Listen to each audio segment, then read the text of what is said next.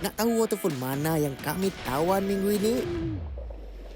Jangan lupa ikuti pengembaraan kami dalam Ninjau musim kedua hanya di TBS saluran 122.